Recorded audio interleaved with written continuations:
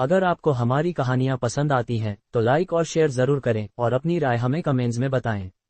अगर आप चैनल पर नए हैं तो सब्सक्राइब करना न भूलें ताकि आपको मिलती रहे हमारी हर नई कहानी की लेटेस्ट अपडेट। और हाँ, हमारे टेलीग्राम चैनल से जुड़ना न भूलें, लिंक आपको डिस्क्रिप्शन में मिल जाएगा। आरएसवर्स, जहां हर कहानी है एक नई दुनिया। एपिसोड 81। हालांकि ऐसा था, फिर भी हितेश को डर लग रहा था। हितेश के लिए किसी ऐसे शख्स को छूना जिसका रुतबा उससे कहीं ऊंचा था, निश्चित रूप से एक बड़ा रिस्क था। अगर हम पकड़े गए तो हमारी खैर नहीं। हितेश का चेहरा डर से भरा हुआ था। ऋषभ ने तंज कसते हुए कहा, अगर तुम बड़ा आदमी बनना चाहते हो तो रिस्क तो लेना ही पड़ेगा। अगर तुम पूरी जिंदगी ऐसे ही जीना चाहते हो तो मना कर दो। ये कहकर ऋषभ ने सिर घुमा लिया और फिर कुछ नहीं बोला। हितेश काफी देर तक चुपचाप बैठा रहा। काफी समय बाद हितेश ने ऋषभ की तरफ देखा और कहा, मुझे थोड़ा सोचने दो, मैं तुम्हें कल अपना फैसला बता दूंगा। ठीक है, ऋषभ ने सिर हिलाया। फिर उसने मुस्कुराते हुए कहा, जिंदगी में मौके बार बार नहीं मिलते, अच्छे से सोच लेना। हाँ, मुझे पता है। हितेश ने सिर हिलाया और फिर बार से निकल गया। ऋषभ ने ठंडी स्माइल दी।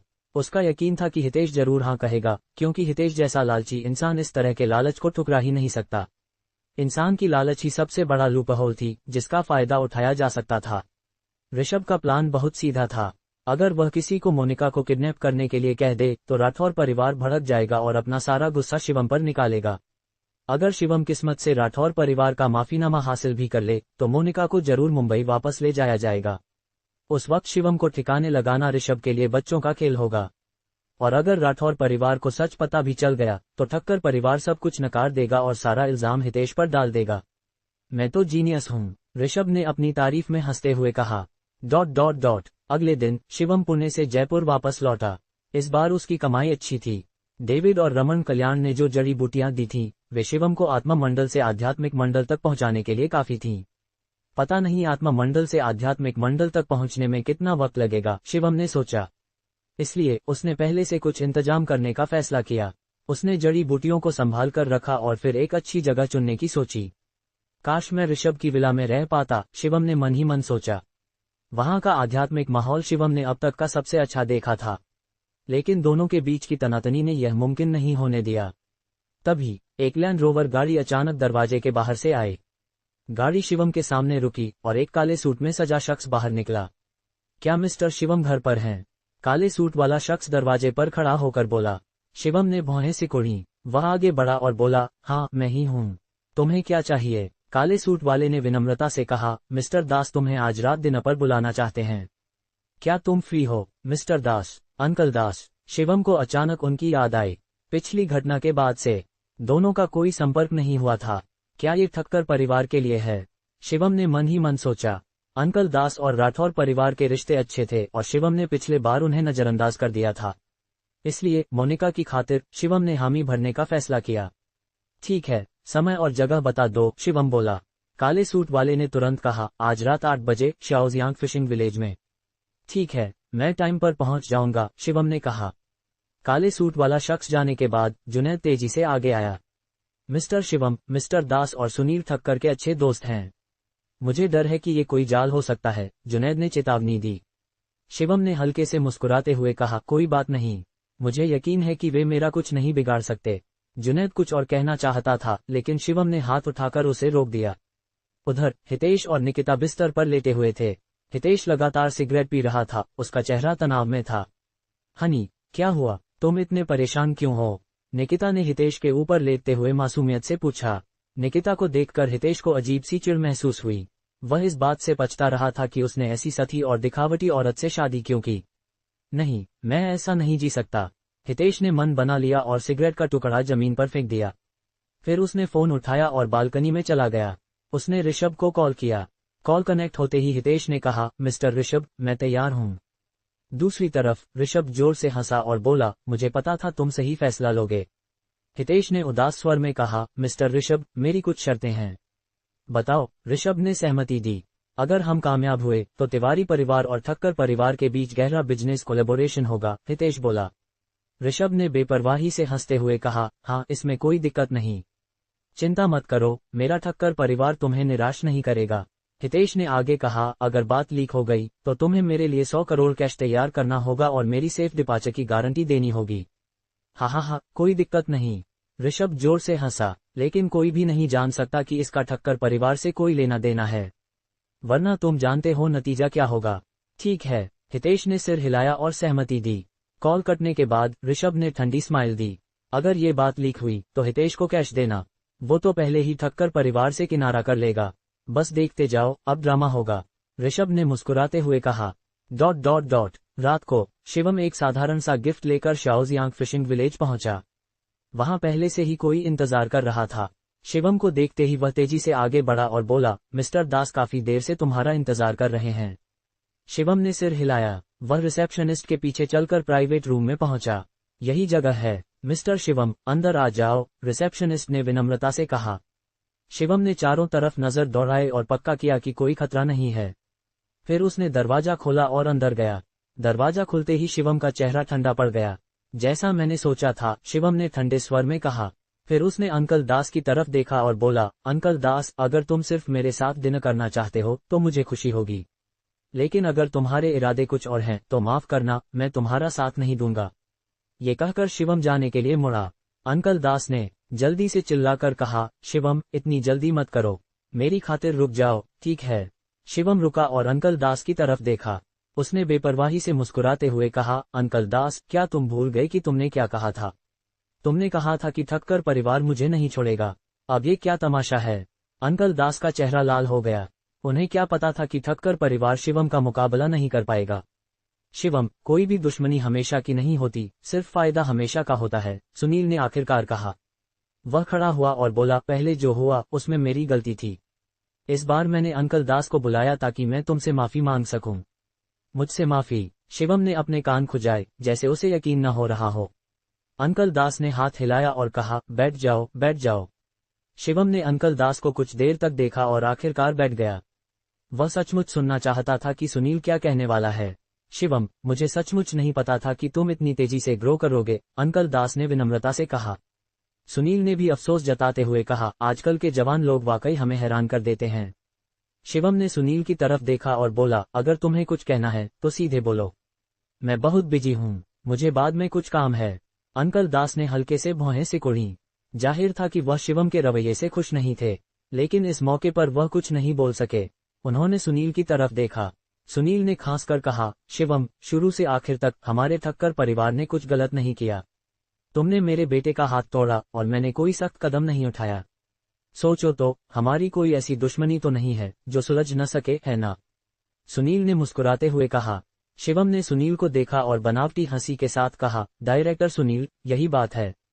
अगर मेरे पास आत्मपोषण गोली न होती तो क्या तुम आज इतनी शांति से मेरे साथ बैठकर बात करते? सुनील ने हंसते हुए कहा, हर चीज में कोई पक्की बात नहीं होती। शिवम ने ठंडी हंसी हंसी। उसने मोनिका से पहले ही वादा कर लिया था कि भले ही सुनील गिड़गिड़ाए, वह उसे कोई मौका नहीं देगा। ऐसा शख्स जैसे सुनील मौका मिलते ही पीठ में छुरा घोंपेगा। अंकल दास ने खांसा और कहा, इस मामले को खत्म करना होगा। आज सब मेरी खातिर यहाँ बैठे हैं, ऐसा करते हैं। वह रुके, फिर सुनील की तरफ इशारा करके बोले, क्या ये तुम दोनों के परिवारों के लिए फायदेमंद नहीं होगा कि तुम साथ मिलकर और ताकतवर बनो और मुनाफा कमाओ? हाँ, मेरा भी यही इरादा है। हमारे ठक्कर परिवार की ताकत और तुम्हारे पास आत्मपोषण गोली के साथ हम जरूर और बड़े बन सकते हैं। सुनील ने जल्दी से अपनी वाइन ग्लास उठाए और कहा, लेकिन शिवम का उसे टोस्ट करने का कोई इरादा नहीं था। वह बस ठंडी हंसी हंसता रहा। सुनील, तुम्हें मुझसे कोलैबोरेशन करने की क्या क्वालिफिकेशन है? शिवम ने ठंडे स्वर में पूछा। सुनील का चेहरा तुरंत बदल गया। उसे नहीं लगा था कि शिवम इतना सीधा बोल देगा। उसे ये भी नहीं लगा था कि शिवम इतना घमंडी होगा। सुनील, सच बताऊं, मैं तुम्हारे बेटे का हाथ ठीक कर सकता हूँ। और जब हम पहली बार मिले थे मैंने सोचा था कि मैं तुम्हारे बेटे का हाथ ठीक कर दूं, शिवम ने ठंडे स्वर में कहा। लेकिन अफसोस, तुम्हारे घमंडी रवैये ने मेरा इरादा बदल दिया। अब मैं तुमसे कोई लेना देना नहीं रखना चाहता। शिवम के शब्द सुनकर सुनील ने जल्दी से थोड़ा घबराते हुए कहा, शिवम, क्या तुमने जो कहा वो सच है? क्या तुम वाकई मेरे बेटे का हाथ ठीक कर सकते हो? बिल्कुल सच, शिवम ने ठंडे स्वर में कहा। सुनील तुरंत थोड़ा उत्साहित हो गया। उसका कंठ हिलने लगा और उसने गिड़गिड़ाते हुए कहा, शिवम, अगर तुम मेरे बेटे का हाथ ठीक कर सकते हो तो मैं कुछ भी करने को तैयार हूँ। मैं तुम्हें कंपनी के 10% नहीं 30% शेयर दे सकता हूँ। सुनील ने घबराते हुए कहा। शिवम ने सिर हिलाया और बोला, मैंने कहा ना, मैं तुमसे कोई कोलैबोरेशन नहीं करूंगा। सुनील ने दांत पीसे और कहा, कोलैबोरेशन की बात को अभी छोड़ो। मैं तुमसे गुजारिश करता हूँ, मेरे बेटे का हाथ ठीक कर दो। ये कहकर सुनील खड़ा हुआ और शिवम के सामने घुटनों पर बैठ गया। ये देखकर शिवम हैरान रह गया। उसे कभी नहीं लगा था कि सुनील जैसा शख्स उसके सामने घुटने टेकेगा। ये अपने बेटे से बहुत प्यार करता है। शिवम ने मन ही मन सोचा। उसने थोड़ा सोचा और कहा, मैं तुम्हारे बेटे का हाथ ठीक कर सकता हूँ, लेकिन कोलैबोरेशन मुमकिन नहीं जब तक कि तुम मेरे लिए काम करने को तैयार न हो। सुनील ने दांत पीसे और कहा, ठीक है, मैं वादा करता हूँ। शिवम ने हल्के से सिर हिलाया और बोला, अपने बेटे को कल मेरे घर भेज देना। हाँ, बिल्कुल बिल्कुल। सुनील खड़ा हुआ और बार बार शुक्रिया अदा करने लगा। पास में बैठे अंकल दास गहरी सोच में डूब गए। इस पल में शिवम के प्रति उनकी राय अचानक बदल गई।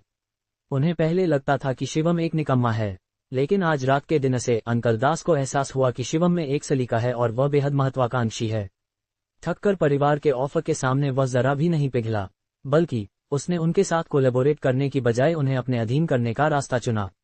साधारण लोगों के लिए यह शायद क्रूर लगे, लेकिन बिजनेस की दुनिया में यह एक जरूरी बुराई थी।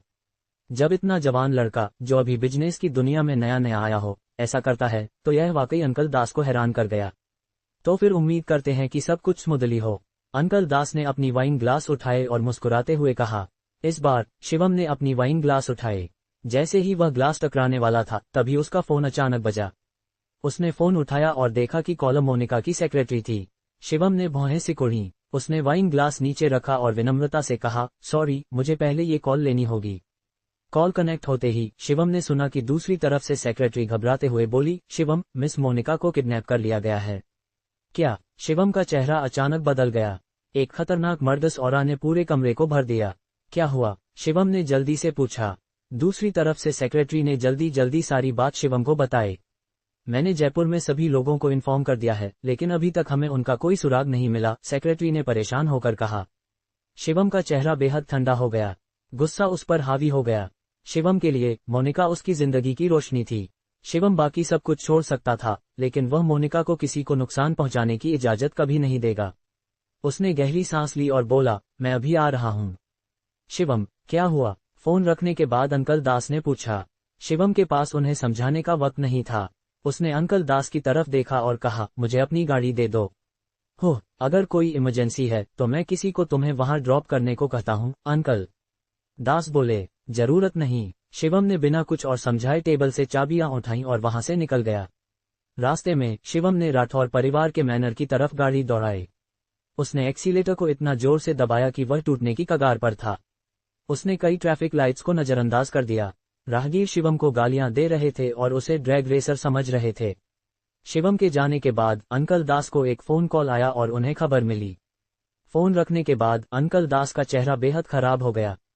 क्या हुआ? सुनील ने कंफ्यूज होकर पूछा। अंकल दास ने गहरी सांस ली और उदास स्वर में कहा, किसी ने मोनिका को किडनैप कर लिया। क्या? ये सुनकर सुनील अचानक खड़ा हो गया। कौन? इतनी हिम्मत वाला कौन है? क्या वो अपनी जान से हाथ धोना चाहता है? सुनील ने हैरानी से आंखें फाड़कर कहा। अंकल दास ने कुछ नहीं कहा। उन्होंने सिर्फ एक आह भरी और बोले, लगता है जयपुर में अब कुछ बड़ा होने वाला है। जयपुर में उस रात हड़कंप मच गया। इस घटना के बाद अंकल दास का खाना खाने का मन नहीं रहा। उन्होंने सुनील से विदा ली और जल्दी से जयपुर छोड़ दिया। सुनील भी उदास होकर घर लौट गया। घर पहुंचते ही सुनील ने देखा कि ऋषभ सोफे पर बैठकर गेम खेल रहा था और स्नैक्स खा रहा था।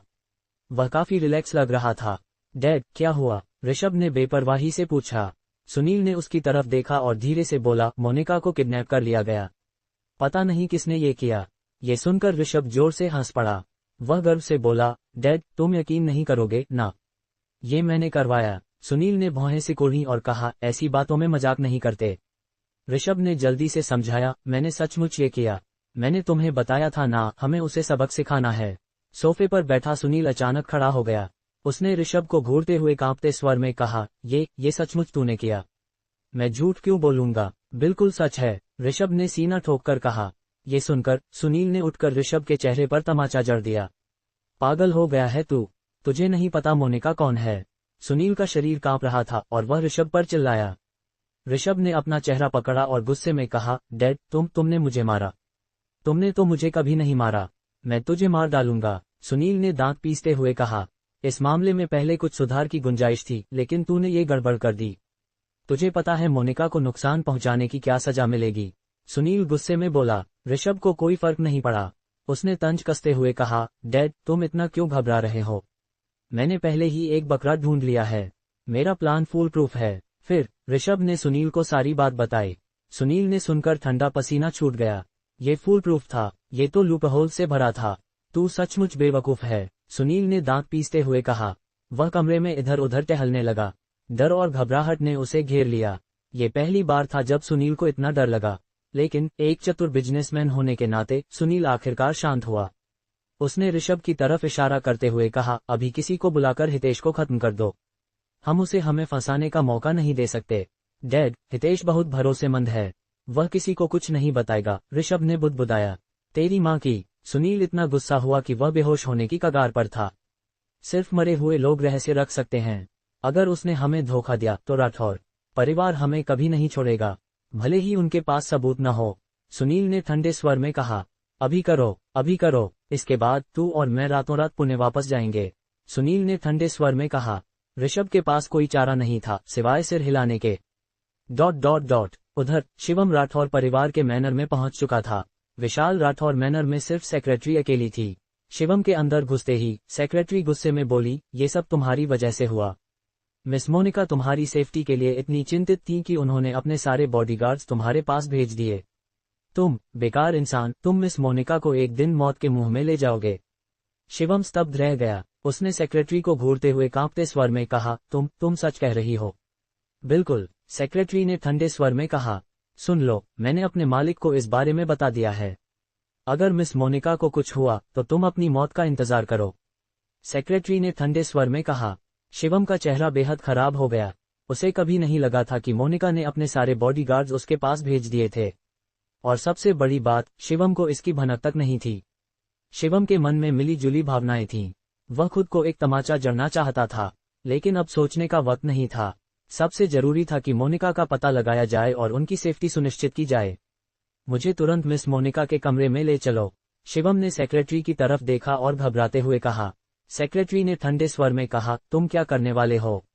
मेरे पास उनका पता लगाने का तरीका है, मुझे जल्दी ले चलो, शिवम ने लगभग चिल्लाते हुए कहा। सेक्रेटरी ने दांत पीसे और ठंडे स्वर में कहा, मेरे पीछे आओ। दोनों मिस मोनिका के कमरे तक पहुंचे। दरवाजे में घुसते ही शिवम ने मोनिका के बिस्तर के आसपास तलाश शुरू कर दी। तुम क्या कर रहे हो? सेक्रेटरी ने भौहें सिकोड़कर पूछा। बाल क्यों नहीं मिल रहे? शिवम ने घबराते हुए पूछा। सेक्रेटरी ने तंज कसते हुए कहा, मिस मोनिका का कमरा हर दिन साफ होता है, बाल कहाँ से मिलेंगे? शिवम तुरंत घबरा गया। उसने सेक्रेटरी का हाथ पकड़ा और घबराते हुए कहा, जल्दी मिस मोनिका का एक बाल ढूंढो, अभी। शिवम की घबराहट देखकर सेक्रेटरी ने और सवाल नहीं किए। यहाँ इंतजार करो, सेक्रेटरी ने तंज कसते हुए कहा। शिवम कमरे में इधर उधर टहलता रहा, उसका माथा पसीने से तर था। गुस्सा और गिल्ट ने शिवम को और बेचैन कर दिया। आखिरकार सेक्रेटरी कुछ बाल लेकर आए। शिवम, तुम आखिर करना क्या चाहते हो? सेक्रेटरी ने ठंडे चेहरे के साथ पूछा। शिवम ने सवाल का जवाब नहीं दिया, बल्कि पूछा, तुम्हें यकीन है कि ये मिस मोनिका के बाल हैं? बिल्कुल, सेक्रेटरी ने बेसब्री से कहा। शिवम ने सिर हिलाया। उसने हाथ हिलाकर कहा, तुम पहले बाहर जाओ। तुम आखिर करना क्या चाहते हो? सेक्रेटरी को शिवम का व्यवहार और कंफ्यूज कर रहा था। बाहर जाओ, शिवम ने तुरंत चिल्लाकर कहा। सेक्रेटरी ने दांत पीसे। हालांकि वह गुस्से में थी, फिर भी उसने गुस्सा नहीं दिखाया। सेक्रेटरी के बाहर जाने के बाद शिवम ने एक बाल उठाया। उसने गहरी सांस ली और अपनी उंगली काटकर हवा में एक बूंद खून उछाल दी। उसी वक्त उसकी उंगली पर एक गहरी लाल रोशनी धीरे धीरे चमकी। ये रोशनी उस बाल के चारों ओर लिपट गई और हवा में तैरते हुए खून की बूंद के साथ मिल गई। यह एक निषिद्ध तकनीक थी जो उसके पिता ने छोड़ी थी। ये शरीर के लिए बहुत हानिकारक थी और शायद उसकी भविष्य की प्रगति को भी प्रभावित कर सकती थी। लेकिन शिवम को अब इसकी परवाह नहीं थी। अगर वह मोनिका को ढूंढ सकता था तो शिवम कुछ भी करने को तैयार था। हवा में खून की गंध फैल गई। लाल रोशनी ने पूरे कमरे को रोशन कर दिया। हफ, शिवम ने एक मुंह खून उगला। उसका माथा पसीने की परतों से ढक गया।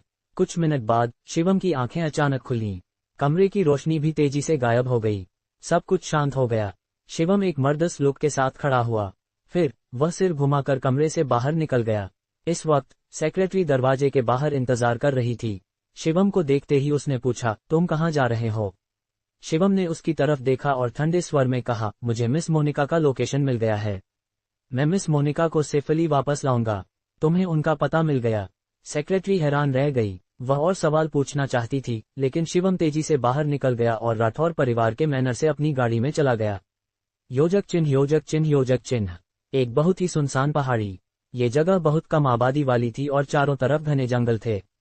इस सुनसान जगह पर तो मोबाइल सिग्नल भी नहीं था। एक गुफा में दो तगड़े टैटू वाले आदमी एक खूबसूरत औरत की रखवाली कर रहे थे।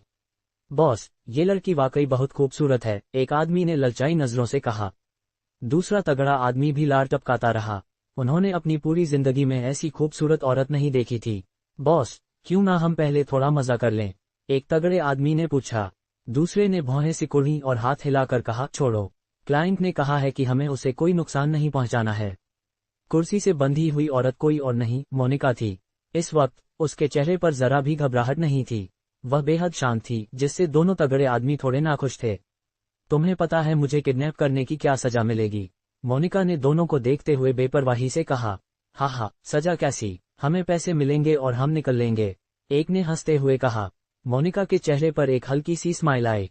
बॉस, हमें यहाँ 2 दिन रुकना है, एक ने भौहें सिकोड़कर कहा। 2 दिन में 20 करोड़ कमा लेंगे, इतना पैसा और कहाँ मिलेगा? लालच मत करो, दूसरा ने हाथ हिलाकर कहा। समय मिनट दर मिनट बीत रहा था। शिवम पागलों की तरह यहाँ की तरफ दौड़ रहा था। रास्ते में गाड़ियां पीछे हट रही थीं, लेकिन शिवम की घबराहट जरा भी कम नहीं हो रही थी। अगर मोनिका को कुछ हुआ तो शिवम पूरी जिंदगी दुखी रहेगा। आखिरकार आधे घंटे बाद गाड़ी पहाड़ी के नीचे रुकी। शिवम ने अपनी मुट्ठियां अनजाने में भींचते हुए सिर उठाकर छोटी सी पहाड़ी की तरफ देखा। उससे एक मर्दस ऑरा निकल रहा था। उसे देखने वाला कोई भी कांप उठता। गुफा में दोनों तगड़े आदमी मोनिका को घूर रहे थे। मोनिका की चिकनी त्वचा को देखकर दोनों बार बार लार निगल रहे थे। ऐसी खूबसूरत औरत हमारे सामने है और हम उसे छू नहीं सकते। कितना अफसोस, एक ने कहा। दूसरे तगड़े आदमी की आंखें इधर उधर घूम रही थीं। पता नहीं वह क्या सोच रहा था। चलो, कोई बात नहीं, वैसे भी हमें बाद में भागना है। अगर हम इसके साथ मजे कर लें और सीधे विदेश निकल जाएं, तो हमें कौन ढूंढेगा? आखिरकार उन्होंने अपनी हवस पर काबू नहीं रखा। दूसरे दिन वे खड़े हुए और मोनिका की तरफ बढ़ने लगे।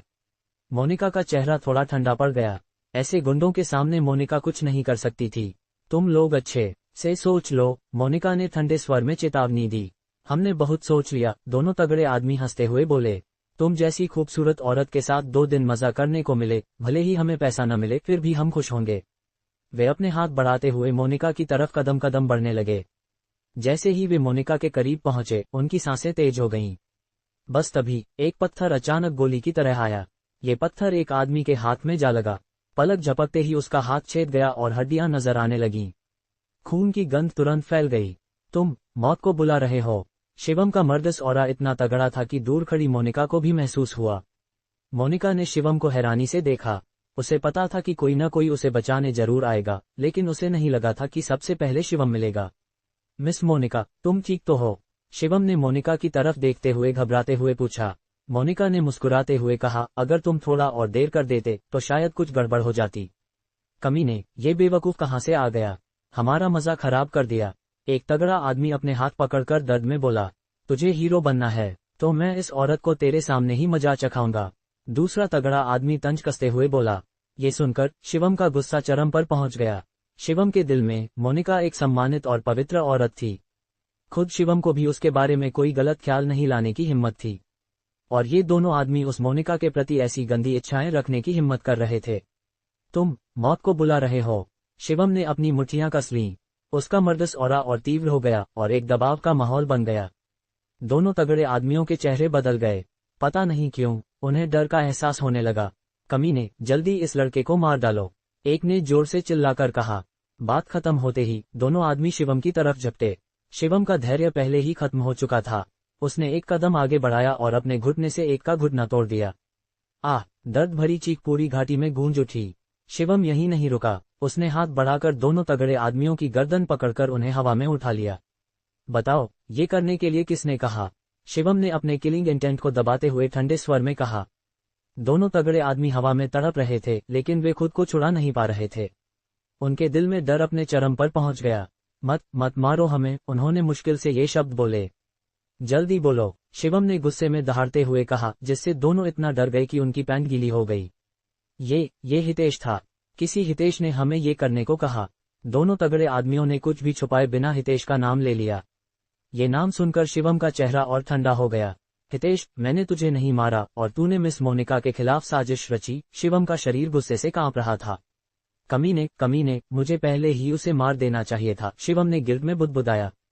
अगर उसने पहले हितेश को मार दिया होता तो मिस मोनिका को ये तकलीफ नहीं झेलनी पड़ती। साहब, हमने बता दिया, अब हमें छोड़ दो, दोनों तगड़े आदमियों ने दर्द में कहा। शिवम ने दोनों को ठंडी नजरों से देखा और बोला, जो भी मिस मोनिका को छूने की हिम्मत करेगा वह मरेगा। ये कहकर शिवम ने अपने हाथों में जोर लगाया और दोनों की गर्दन तोड़ दी।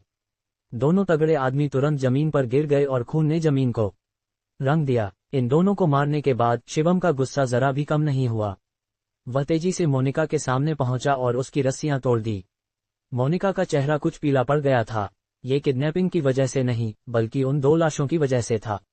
तब शिवम को याद आया कि उसे मोनिका के सामने लोगों को नहीं मारना चाहिए था, लेकिन उस वक्त वह गुस्से से अंधा हो चुका था। उसे क्या होश था? तुम ठीक हो? शिवम ने मोनिका का नजारा रोकते हुए पूछा ताकि वह लाशें न देखे। मोनिका ने सिर हिलाया और बोली, मैं ठीक हूँ, चलो घर चलते हैं। शिवम ने झुककर मोनिका को अपनी गोद में उठाया और पहाड़ी से नीचे की ओर चल पड़ा। शिवम की गोद में लेटकर मोनिका को बहुत सुकून महसूस हो रहा था। उसने शिवम का चेहरा देखा और हल्के से मुस्कुराए। ये गर्मजोशी का एहसास मोनिका जैसी सख्त और गर्वीली औरत को भी नर्म बना रहा था। वे पहाड़ी से नीचे उतरे। शिवम ने मोनिका को गाड़ी में बिठाया और फिर राठौर परिवार के मैनर की तरफ बढ़ चला। मिस मोनिका, ये सब मेरी गलती है।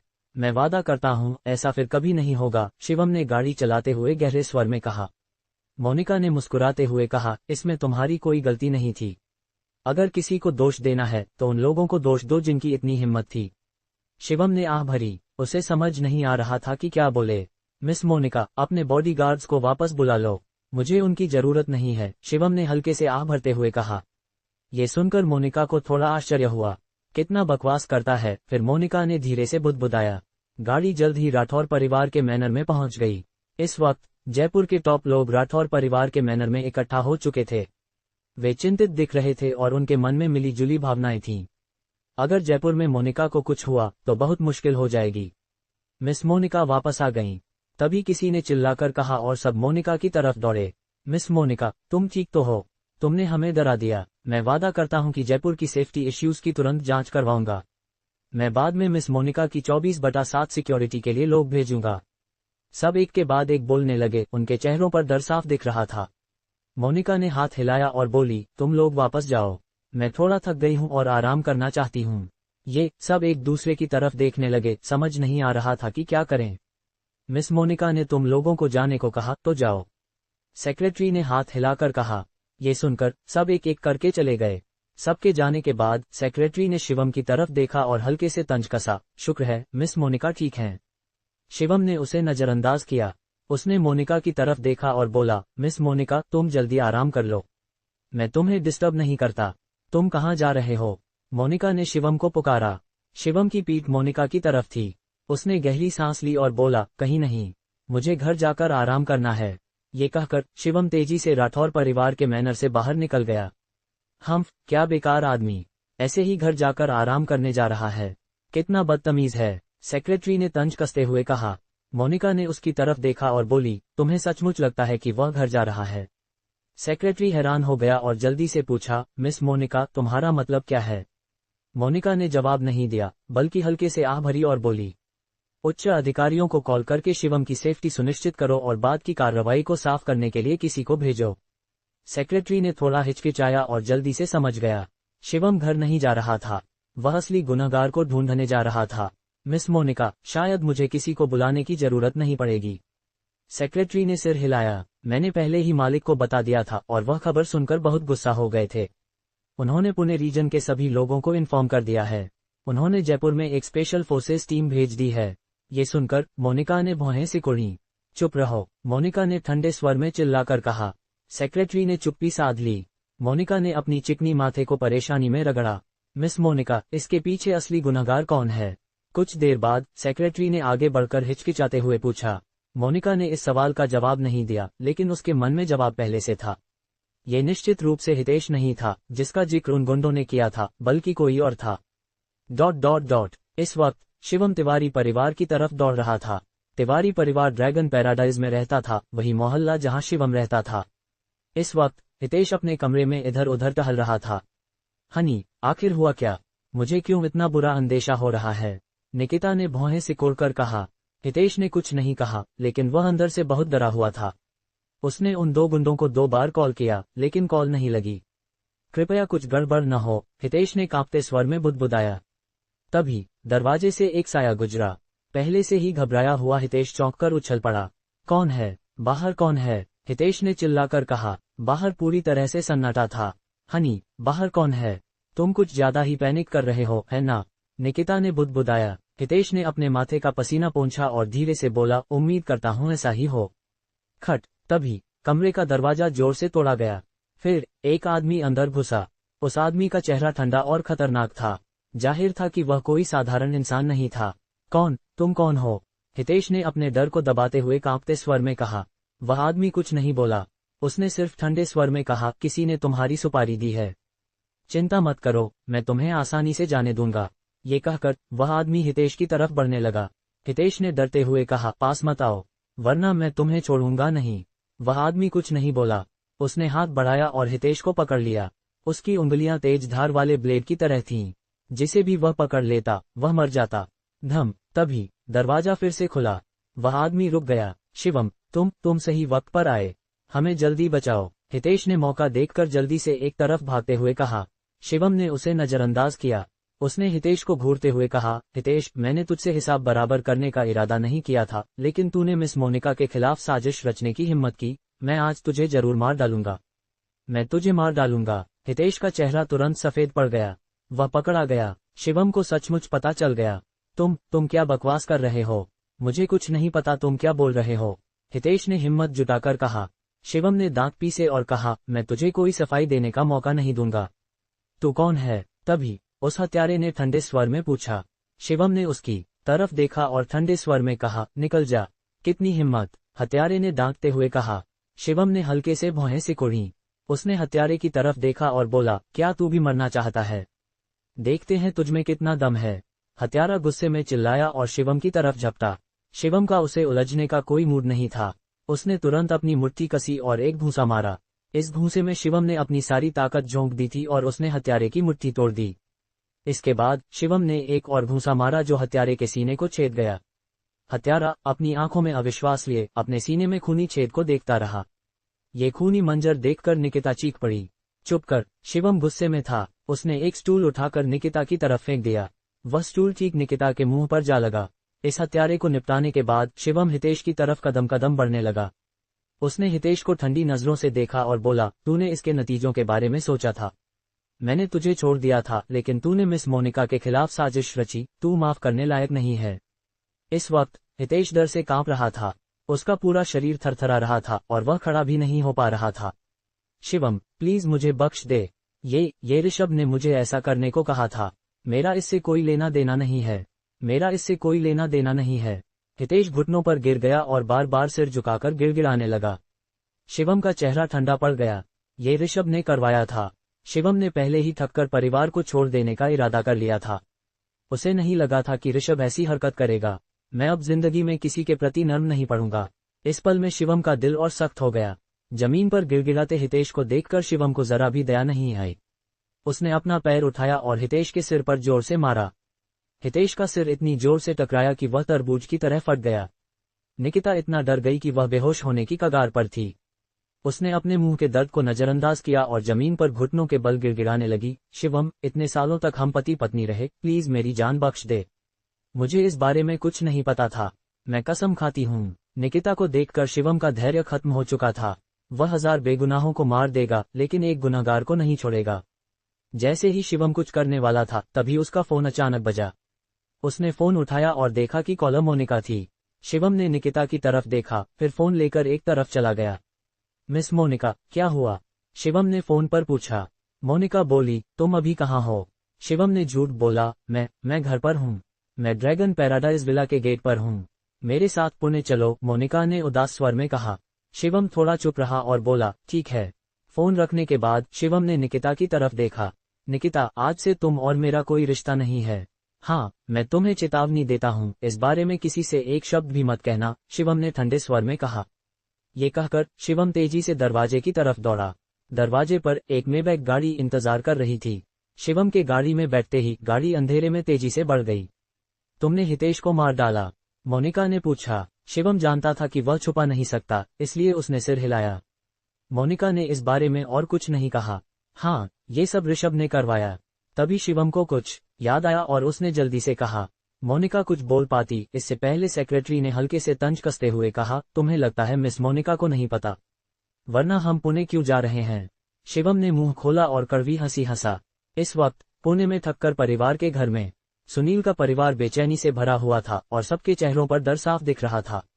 ये सब तेरी वजह से हुआ, कमीने। सुनील ने फिर से ऋषभ के चेहरे पर तमाचा जड़ दिया। ऋषभ ने अपना चेहरा पकड़ा और बुदबुदाया, डैड, बात इतनी गंभीर नहीं है जितना तुम सोच रहे हो। राठौर परिवार को कोई सबूत नहीं मिलेगा कि ये हमने किया। तेरी माँ की। तू बेवकूफ। सुनील का चेहरा निराशा से भरा था। अगर उसे पहले पता होता तो वह ऋषभ को इतना लाड़ प्यार नहीं करता। तभी एक गाड़ी अचानक उनके घर के बाहर रुकी। गाड़ी रुकते ही एक लंबा मध्यम आयु का शख्स बाहर निकला। वह लंबा था और उसमें एक रॉब था। उसके कदम भारी थे और उसके साथ 2 बॉडीगार्ड्स थे। इस शख्स को देखते ही सुनील का चेहरा बेहद खराब हो गया। उसका शरीर कांपने लगा। अविनाश राठौर, वह यहाँ क्यों है? सुनील इतना डर गया था कि वह पत्ते की तरह कांप रहा था। ये शख्स कोई और नहीं बल्कि मोनिका के पिता ओल्ड मास्टर राठौर का बेटा अविनाश राठौर था। अविनाश राठौर का आना सुनील को पूरी तरह से हिलाकर रख गया। यह इस बात का सबूत था कि इस मामले को सुलझाने की कोई गुंजाइश नहीं थी। ऋषभ, बाद में याद रखना, वह जो भी कहे तुम्हें कभी नहीं मानना कि इस मामले का तुमसे कोई लेना देना है, समझे? सुनील ने घबराते हुए चिल्लाकर कहा। ऋषभ अभी भी बेपरवाह था। उसने सिर्फ सिर हिलाया और बोला, समझ गया। सुनील बेहद बेचैन था। अविनाश राठौर जैसे शख्स के सामने उसकी सारी उपलब्धियां और रुतबा कुछ भी नहीं था। जल्द ही अविनाश लोगों को लेकर दरवाजा खोलकर अंदर घुसा। अविनाश का चेहरा शांत और बेपरवाह था, लेकिन उसका रौब इतना था कि लोग कांप उठते। यहाँ तक कि बेहद हिम्मती ऋषभ भी इस वक्त थोड़ा डर गया, क्योंकि अविनाश का रौब इतना जबरदस्त था। यहाँ तक कि गवर्नर भी इतना डरावना नहीं था। मिस्टर राठौर, आप यहाँ क्यों आए? सुनील ने अपने डर को दबाते हुए हंसते हुए कहा। अविनाश ने उसकी तरफ बेपरवाही से देखा और कुछ नहीं बोला। उसके पास खड़े बॉडीगार्ड ने तुरंत एक कुर्सी लाकर अविनाश के पीछे रख दी। अविनाश धीरे से बैठ गया और उसके पास खड़े शख्स ने उसके लिए सिगार जलाया। कमरा पूरी तरह शांत था, लेकिन जितना शांत था सुनील उतना ही डर रहा था। ऐसे शख्स का सामना करना एक मानसिक यातना थी। ये बर्दाश्त से बाहर था। सुनील के माथे पर और पसीना छा गया। उसका शरीर डगमगा रहा था और वह लगभग जमीन पर गिर गया। अविनाश ने धीरे से सिगार का धुआं छोड़ा।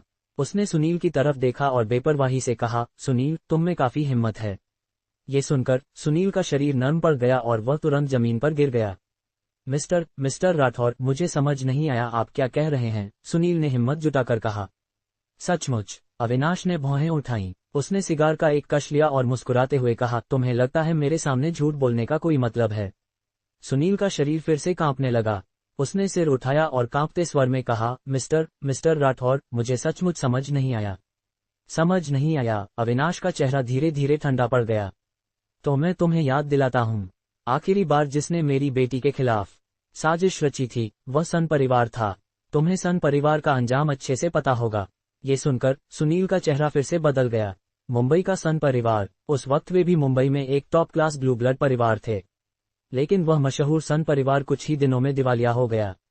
अफवाह थी कि सन परिवार के बड़े बूढ़े और बच्चे गायब हो गए। उस घटना ने उस वक्त मुंबई में तहलका मचा दिया था, लेकिन किसी को ठीक नहीं पता था कि हुआ क्या था।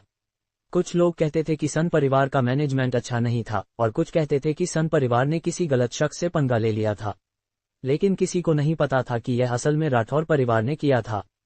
सुनील घुटनों पर गिर गया। उसका सिर जमीन पर टिका था और वह अविनाश की तरफ देखने की हिम्मत भी नहीं कर पा रहा था। मिस्टर राठौर, इस घटना का ठक्कर परिवार से कोई लेना देना नहीं है, सुनील ने दांत पीसते हुए कहा। वह अच्छे से जानता था कि चाहे कुछ भी हो उसे यह स्वीकार नहीं करना था, क्योंकि अगर उसने स्वीकार कर लिया तो राठौर परिवार उन्हें कभी नहीं छोड़ेगा। अविनाश ने सुनील की तरफ नीचे देखा और ठंडे स्वर में कहा, सिर उठाकर मुझे देखो। सुनील का शरीर अकड़ गया और उसने कांपते स्वर में कहा, मैं हिम्मत नहीं कर सकता। मैंने कहा सिर उठाओ। अविनाश ने तुरंत चिल्लाकर कहा। इस चीख ने सुनील को इतना डरा दिया कि वह जमीन पर गिर गया। वह मुश्किल से जमीन से उठा और हिम्मत जुटाकर अविनाश की तरफ देखा। अविनाश के ठंडे चेहरे को देखकर सुनील चट्टान की तरह कांप रहा था। अविनाश ने सुनील को ठंडी नजरों से देखा और बोला, तुम्हें लगता है मुझे तुम्हें खत्म करने के लिए सबूत की जरूरत है? सुनील स्तब्ध रह गया और तुरंत जमीन पर बैठ गया। हाँ, राठौर परिवार को सबूत की कोई जरूरत नहीं थी। अगर उनको एक बार भी शक हो गया तो बचने की कोई संभावना नहीं थी। अविनाश ने पास में खड़े ऋषभ की तरफ देखा और बेपरवाही से पूछा, ये तुम्हारा बेटा है? सुनील ने जल्दी से जवाब दिया, हाँ मिस्टर राठौर, ये मेरा बेटा ऋषभ है। ये कहकर सुनील ने सिर घुमाया और चिल्लाया, इसे नमस्ते करो। हालांकि ऋषभ अविनाश से निकलने वाले तगड़े रौब को महसूस कर रहा था, लेकिन उसे लाड़ प्यार ने इतना बिगाड़ दिया था कि उसे डर नहीं लगा। उसने तंज कसते हुए कहा, मेरे पिता ने पहले ही कहा कि इस मामले का हमसे कोई लेना देना नहीं है। आप इतने बेरहम क्यों हैं? ये सुनकर सुनील इतना गुस्सा हुआ कि वह बेहोश होने की कगार पर था। तू क्या बोल रहा है कमीने? मिस्टर राठौर से माफी मांग, सुनील ने जल्दी से चिल्लाकर कहा। ऋषभ ने फिर भी बेपरवाही से कहा, भले ही आप मुंबई के बड़े परिवार से हो, फिर भी आपको सबूत चाहिए।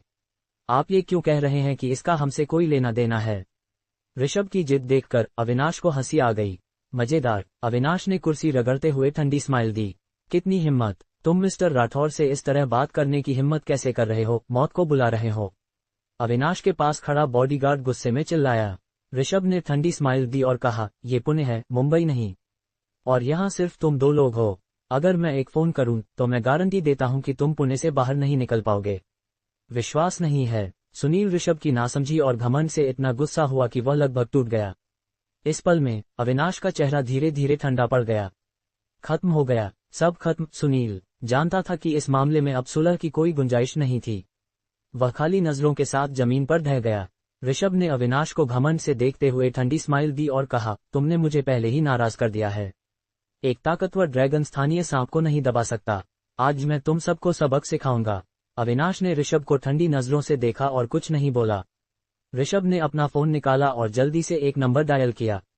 कॉल करने के बाद ऋषभ ने तंज कसते हुए कहा, अभी निकल जाओ, अभी देर नहीं हुई है, वरना मैं सुनिश्चित करूंगा कि तुम कल का सूरज न देख सको।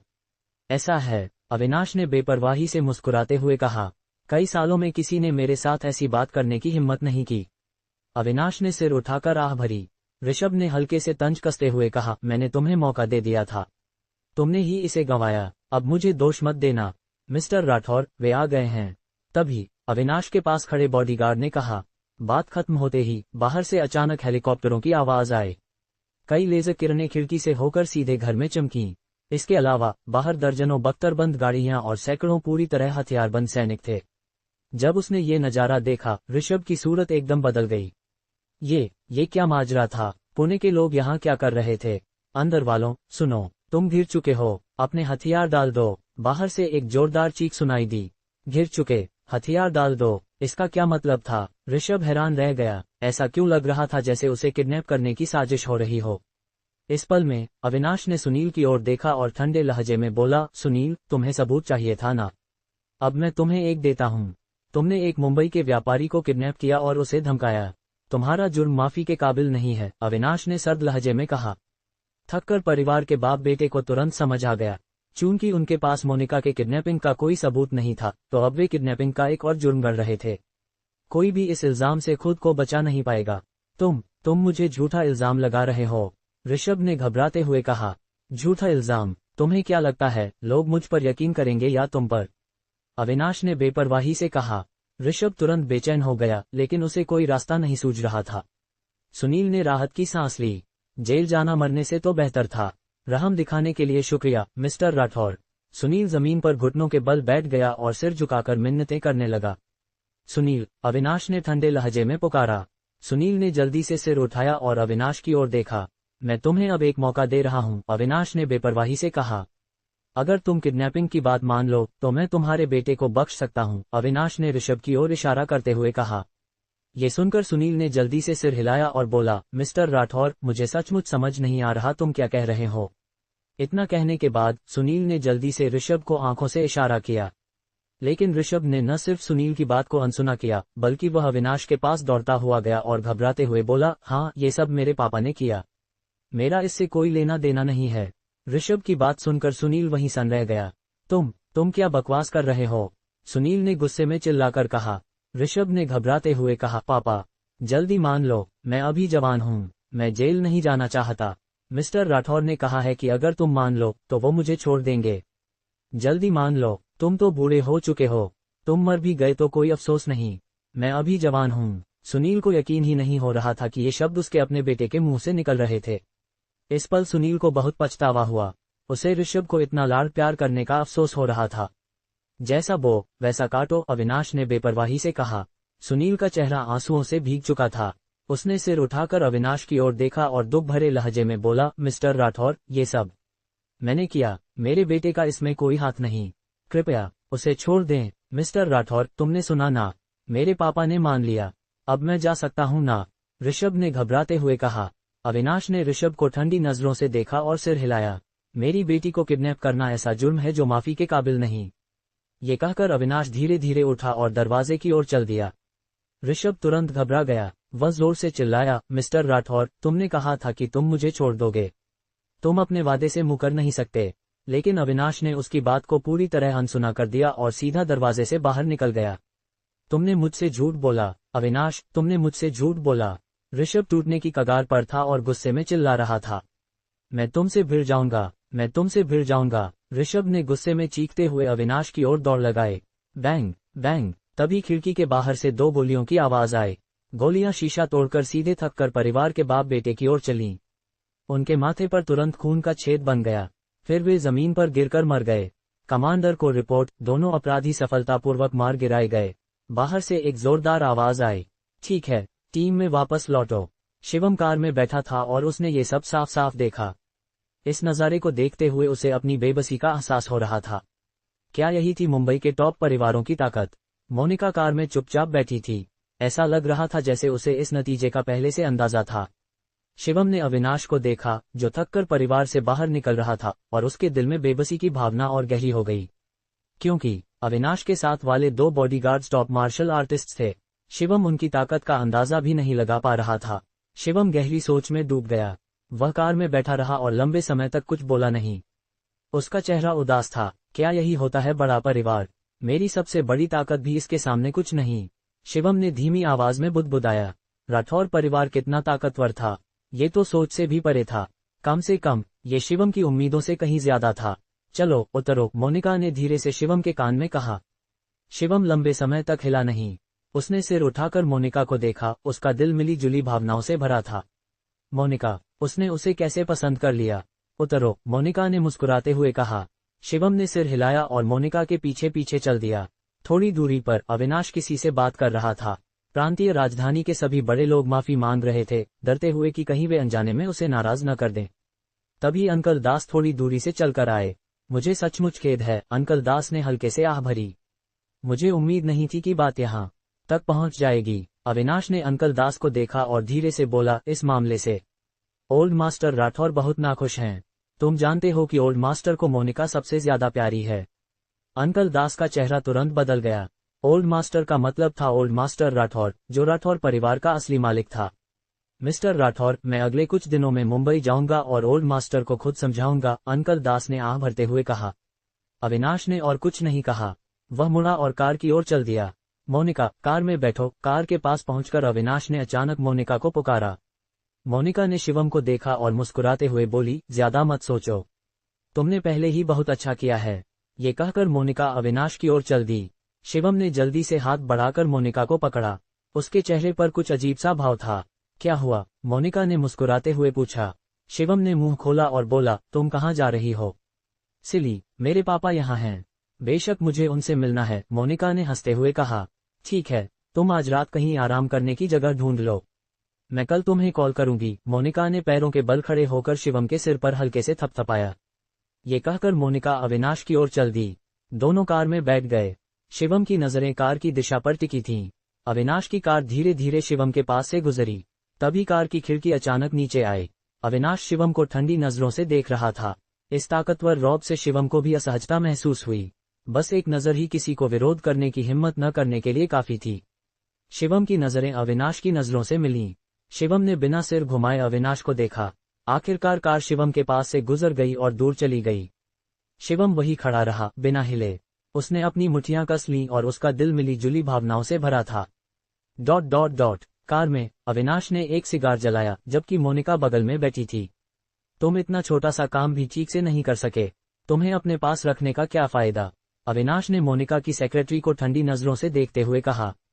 ये सुनकर सेक्रेटरी के चेहरे पर घबराहट छा गई। वह जल्दी से बोला, प्रेसिडेंट राठौर, ये मेरी गलती है। मैंने अपनी ड्यूटी पूरी नहीं की। कृपया मुझे सजा दें। अविनाश का लहजा और सर्द हो गया। अगर मेरी बेटी को कुछ हो गया होता तो तुम क्या करके उसकी भरपाई करते? सेक्रेटरी का पूरा शरीर कांप रहा था और वह एक और शब्द नहीं बोल सका। अविनाश ने सिगार का कश लिया और तब तक चुप रहा जब तक सिगार खत्म नहीं हो गया। मिस्टर दास, मोनिका की सुरक्षा के लिए जिम्मेदार उन सारे निकम्मों को नदी में फेंक दो, अविनाश ने ठंडे लहजे में कहा। ये सुनकर सेक्रेटरी पूरी तरह डर गया। वह जोर जोर से मिन्नतें करने लगा, प्रेसिडेंट राठौर, कृपया इस बार मुझे बख्श दें और मुझे अपनी गलती सुधारने का मौका दें।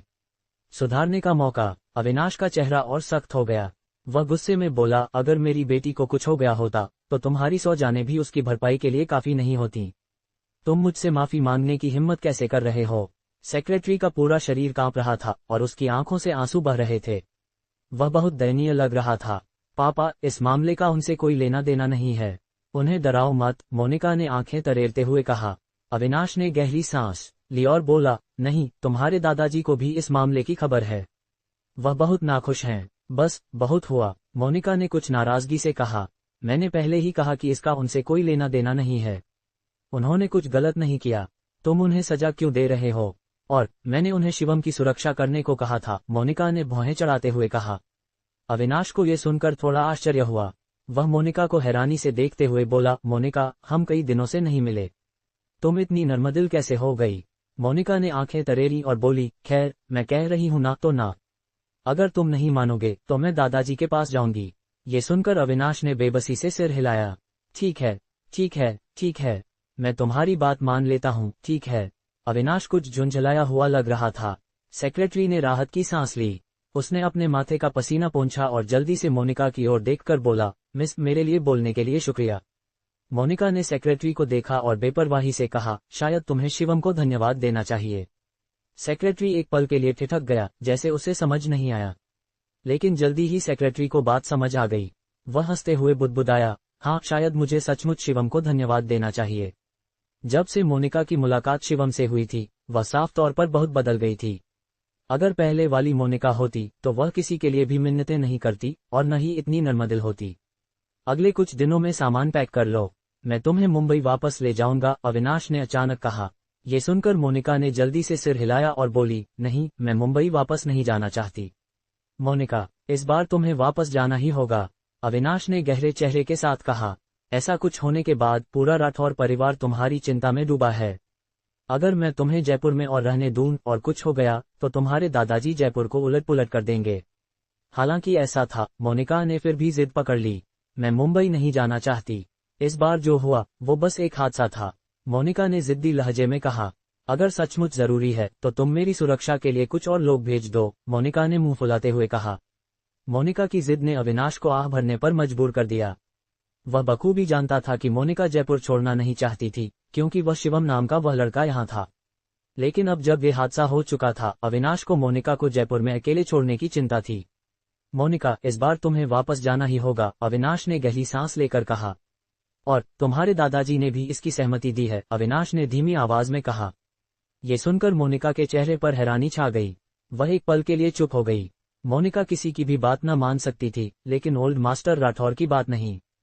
तुम जानती हो कि तुम्हारे दादाजी को तुम सबसे ज्यादा प्यार है। अगर तुम नहीं गई तो वो खुद जयपुर आ जाएंगे। अब तुम ही तय करो, अविनाश ने सिर हिलाते हुए कहा। मोनिका ने तुरंत भौहें चढ़ाईं। ओल्ड मास्टर राठौर बूढ़े हो चुके थे और कई सालों से मुंबई नहीं छोड़ा था। मोनिका अपने निजी कारणों की वजह से अपने दादाजी को इतनी दूर जयपुर आने देने के लिए तैयार नहीं थी। मुझे 3 दिन दो, मोनिका ने गहरी सांस लेकर कहा। ये सुनकर अविनाश के चेहरे पर तुरंत मुस्कान आ गई। अच्छा, बिल्कुल ठीक है, अविनाश ने बार बार सिर हिलाते हुए कहा। मेरी एक और शर्त है, तभी मोनिका ने कहा। अविनाश ने जल्दी से सिर हिलाया और बोला, बताओ, मैं पूरी कोशिश करूंगा तुम्हारी बात मानने की। तुम्हें शिवम की सुरक्षा की गारंटी देनी होगी, मोनिका ने दृढ़ लहजे में कहा। और वो कुछ बॉडीगार्ड्स को शिवम के पास ही रहने देना होगा। अविनाश के मन में मिली जुली भावनाएं थीं। इस छोटे से समय में मोनिका पूरी तरह बदल गई थी। अविनाश को ये थोड़ा हैरान करने वाला लगा। ज्यादा समय नहीं लगेगा, तभी मोनिका ने अचानक मुस्कुराते हुए कहा, ज्यादा से ज्यादा 1 साल। 1 साल बाद मुझे यकीन है कि उसे राठौर परिवार की सुरक्षा की जरूरत नहीं पड़ेगी। मोनिका का लहजा दृढ़ था और उसमें थोड़ी खुशी भी थी, यहाँ तक कि उसके चेहरे पर भी खुशी और उम्मीद की मुस्कान थी। अविनाश को और ज्यादा हैरानी हुई, मोनिका को उस नौजवान पर इतना भरोसा क्यों था। 1 साल, अविनाश को मन ही मन शक हुआ। उसे मोनिका के फैसले पर संदेह था। एक नौजवान जिसके पास कुछ भी नहीं, वह 1 साल में कितना तरक्की कर सकता था। यहाँ तक कि अगर वह जीनियस ही क्यों न हो, मोनिका की उम्मीदों जैसा बनना असंभव था। मैं तुमसे वादा करता हूँ, अविनाश ने आखिर में कुछ न कहते हुए सहमति दी। फिर अविनाश मोनिका को होटल ले गया। मोनिका के सो जाने के बाद अविनाश होटल से बाहर निकल गया। प्रेसिडेंट राठौर, अब हम कहाँ जा रहे हैं? उसके साथ के 2 बॉडीगार्ड्स ने पूछा। अविनाश का चेहरा ठंडा था और वह बेपरवाही से बोला, मैं उस नौजवान शिवम से मिलना चाहता हूँ। मैं सचमुच जानना चाहता हूँ कि किस तरह का इंसान मेरी बेटी का दिल जीत पाया। अविनाश ने सिगार जलाया और धुआं छोड़ा।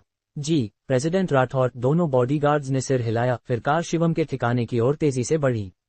राठौर परिवार की ताकत के साथ किसी को ढूंढना मिनटों का काम था।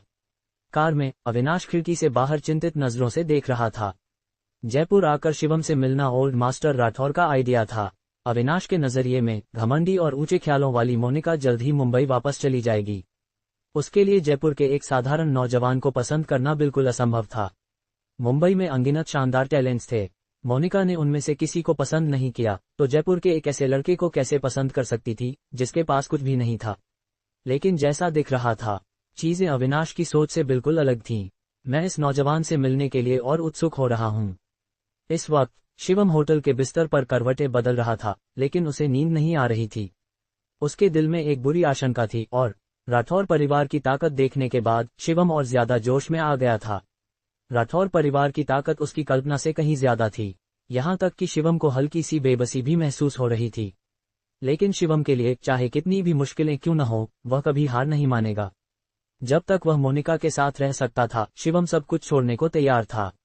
डैम इट, शिवम अचानक बिस्तर से उठ बैठा। उसे नींद आना असंभव था। शिवम खड़ा हुआ और खिड़की से बाहर का नजारा देखने लगा। उसने अपनी मुट्ठियां कस लीं। ज्यादा से ज्यादा 1 साल, बस 1 साल। मैं निश्चित रूप से मुंबई जाऊंगा। मैं निश्चित रूप से मोनिका के साथ खुलेआम रहूंगा। शिवम ने दांत पीसते हुए ये शब्द कहे। तभी शिवम ने नीचे एक रोल्स रॉयस कार को धीरे धीरे गुजरते देखा। फिर कार नीचे रुक गई। एक अधेड़ उम्र का आदमी कार से उतरा। मोनिका के पापा। शिवम का चेहरा बदल गया। वह यहाँ क्या कर रहे हैं? क्या वह मुझे ढूंढने आए हैं? शिवम कुछ उलझन में था, लेकिन चाहे अविनाश उसे ढूंढने आए हो या न आए, उसे तैयार रहना था। इसलिए शिवम ने कमरा ठीक किया और कॉफी बनाई। फिर वह कमरे में बैठकर चुपचाप इंतजार करने लगा। जल्द ही बाहर से चमड़े के जूतों की आवाज आई। अविनाश और उसके 2 बॉडीगार्ड्स जल्द ही दरवाजे पर दिखाई दिए। दरवाजा जानबूझकर खुला छोड़ा गया था, जैसे वह उनका इंतजार कर रहा हो। इससे अविनाश को थोड़ा आश्चर्य हुआ। शिवम जल्दी से खड़ा हुआ और आगे बढ़कर बोला, नमस्ते मिस्टर राठौर। अविनाश ने उसकी ओर ध्यान नहीं दिया। वह सीधे सोफे पर जाकर बैठ गया। फिर उसके बगल वाले बॉडीगार्ड ने उसके लिए सिगार जलाया। ऐसे शख्स के सामने शिवम का घबराना लाजमी था, लेकिन शिवम ने पूरी कोशिश की कि वह शांत दिखे। अविनाश ने सिगार का कश लिया और बेपरवाही से बोला, तुम्हें पता था कि मैं आऊंगा?